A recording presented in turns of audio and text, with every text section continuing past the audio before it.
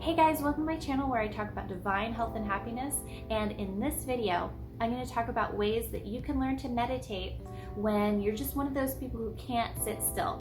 I am one of them, so stay tuned.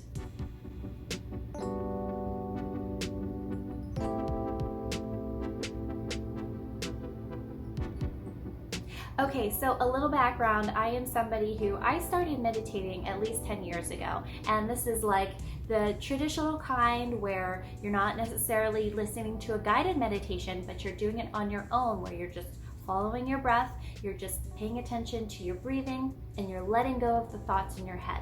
I started about 10 years ago. Since then, I've done, Vipassanas, which are like long 7 to 10 day retreats where you don't talk and all you do is meditate all day. I've done those. I've joined many groups doing meditation, Buddhist groups, learning meditation, and I'm still one of those people who goes in and out of the habit. I'm always like this. And it's so weird that once I'm out of the habit, I just can't get back into it. It's so difficult to keep that habit and to create that habit in the first place. It's so difficult. And there's a lot of obstacles that come up. So we're going to talk about all of them. These are the things that I have found to be really helpful in sticking to my meditation practice and getting back into that habit so that I am building up to a regular twice a day, 20 minutes at a time, everyday meditation habit. And when I am in that habit, oh my God, everything changes in my life.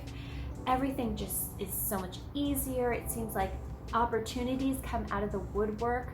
I mean, it's really unexplainable. So that's why it's so important, and I'm always trying to keep myself in that habit.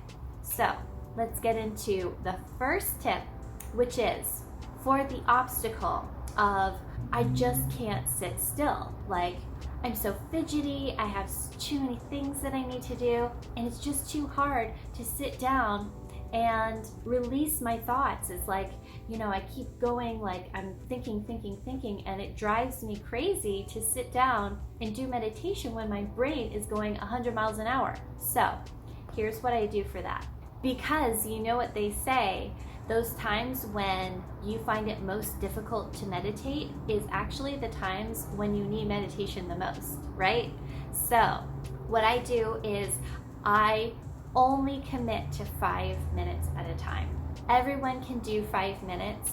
Set your timer for 5 minutes. And I mean, it might take a month to work up to 10 minutes. It might be that bad. But, you'll do your 5 minutes, and after the timer goes off, you'll be like, maybe I could do another minute, or maybe you can't. Maybe you just can't handle it. That's cool. As long as you do 5 minutes, and there will be a point when those 5 minutes feel so relaxing that you actually want to do another 5 minutes. So just commit to 5 minutes at a time.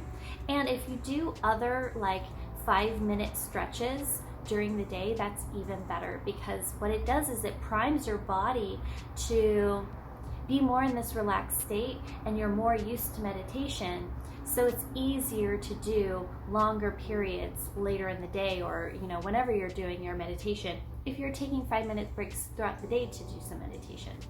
Okay, obstacle number 2, my back hurts. I can't sit up, right? So I know they recommend sitting up straight because this is the optimal meditation posture. One reason is that if you're laying down, you get too tired. This is really hard. We should be doing meditation ideally in the morning and the evening, and those are 2 times when we're very tired, right? So what's really helped me is I have to find something to lean up against.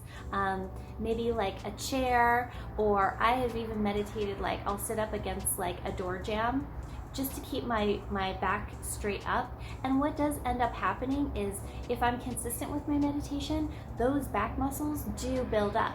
And then it's not so bad to sit up. In the beginning, it is yeah, I get it. I've been there where it's I can't sit up.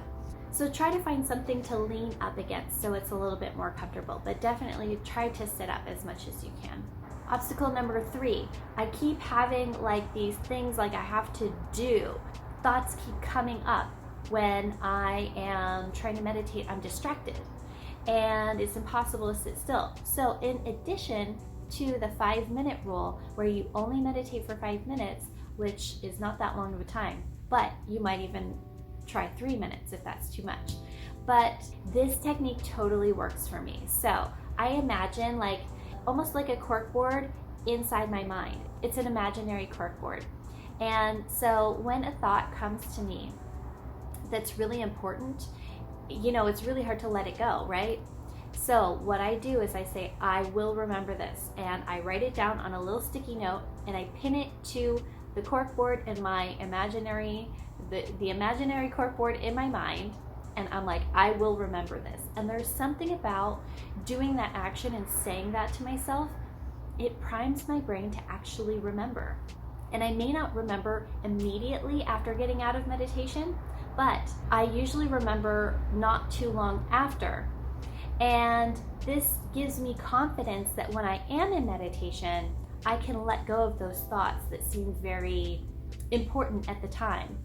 Because that is really the key. When you're in meditation, you have to be able to let go of all the thoughts. Nothing is important when you're meditating. You have to let go of everything. So if something just like you cannot let it go, pin it to the imaginary corkboard.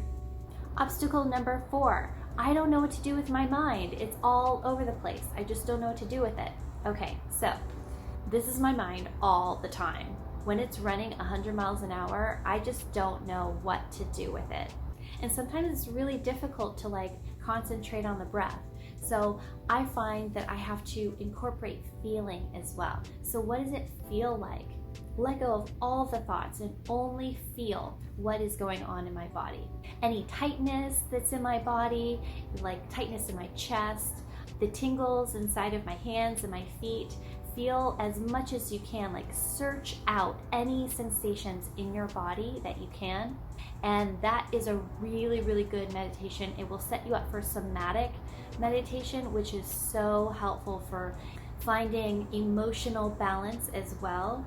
I will link a video in the description below which goes a little bit more into somatic meditation and why it is so good. But this technique is also really helpful for draining the energy from your thoughts and pulling the energy into your body.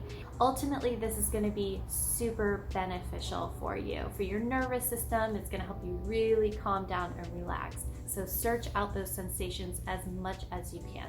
Number 5, obstacle number 5 is I'm too tired. I just can't do it in the beginning of the day and the end of the day, which is when they recommend to do it.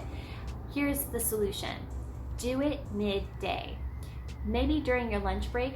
You can probably take like 5 minutes during your lunch break, which is probably when you're most active anyway. You're not going to be tired because you're going to do it before your lunch. So you're going to be like, hopefully enough energy, like looking forward to your lunch. Take 5 minutes during your lunch break and get used to it.